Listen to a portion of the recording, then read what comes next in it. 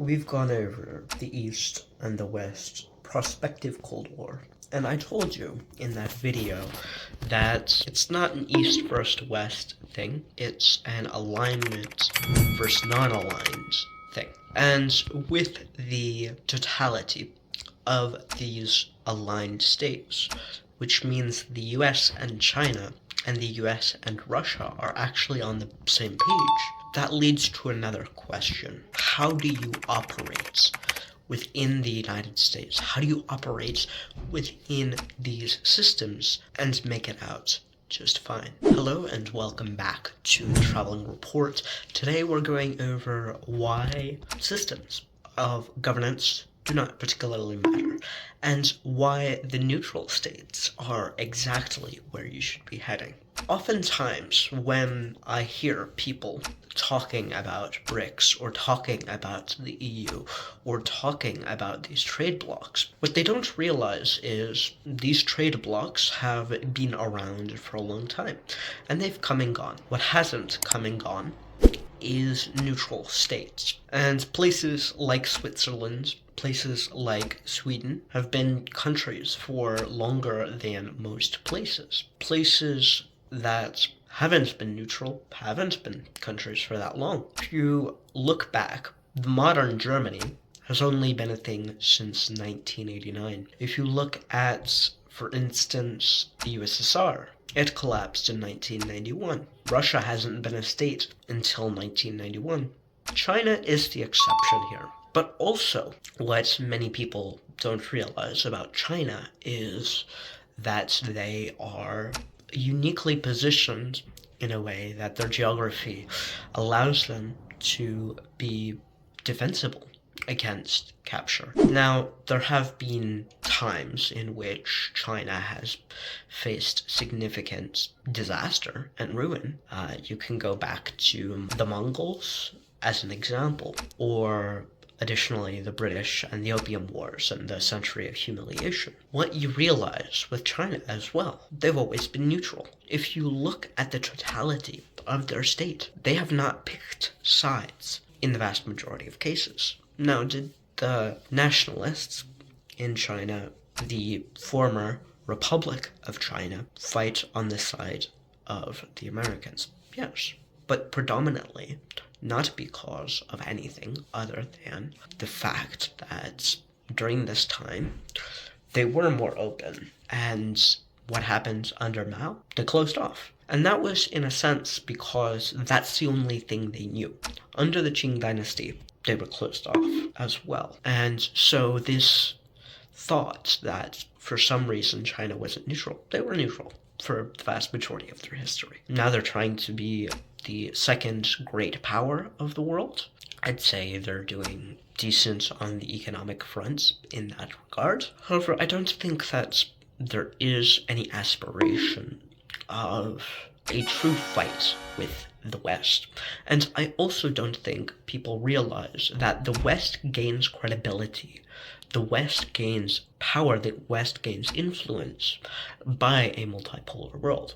So actually, it's not in the best interest of the East to make there a multipolar world. So instead, who gets wealthy, who gets rich off of this ordeal? Who gets the money? Well, it's fairly simple to see. Places like Uzbekistan, Kyrgyzstan, Kazakhstan, places that I'm in right now, right? I'm in Kyrgyzstan.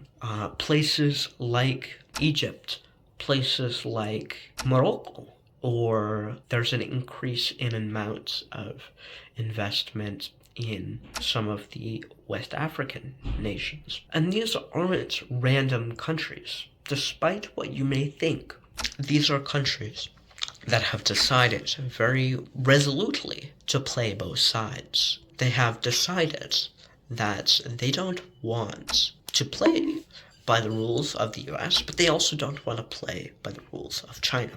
And they also don't want to play by the rules of Russia, and especially not Russia. Russia has done massive damage to itself on a global stage in terms of its rules-based order, especially if you look at how they treated Sudan, how they treated Mali or Burkina Faso, they have destroyed their credibility through destroying Wagner and destroying the private military groups that they used to hold and have. If your business and or life are aligned with this sovereign strategy, then I would be applying right now in the forms link below to get a jurisdictional one-pager as the next step for you to achieve operational stability, freedom, and living your life where your money matters. Now, back to the breakdown. While I think that there's a lot of things that I could say to go into exactly how Russia has destroyed itself. Russia is losing its sphere of influence here in Kyrgyzstan, and I think that it's an even better case study when I go to Almaty in Kazakhstan. In Kazakhstan, there's a lot that I can go over in terms of how Russia is losing its power. What you should be doing with this information is, especially as a globally informed individual, especially as someone who spends time within this rules-based order and the multipolarity that realistically both sides want to close, you should be playing in the middle of those poles as opposed to trying to break them. Because in this system, not even states, not even sovereign states, can escape from one pole or another unless they play both poles. While Russia used to be a pole in and of itself, of course with the USSR, it was a pole, Russia has lost all of that status. But China has come in their wake. And while I think that looking back at history is important, today what you're looking at is massive difference in the potential that you have,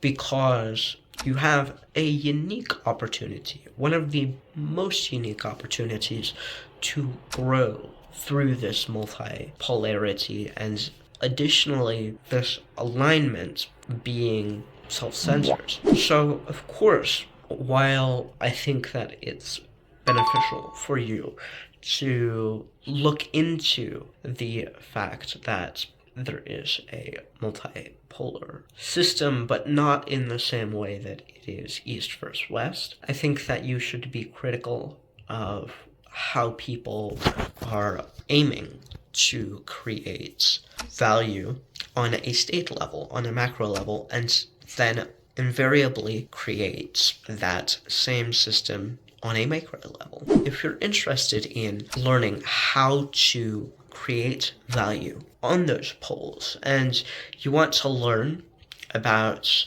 those specific jurisdictions that would suit you best, I would appreciate if you went down to the description, clicked that link to sign a form where you can get your specific jurisdiction that would benefit you the most. If you like this video, feel free to like it. If you really like this video, feel free to share it with your friends. This has been the Neutrality Report, signing off.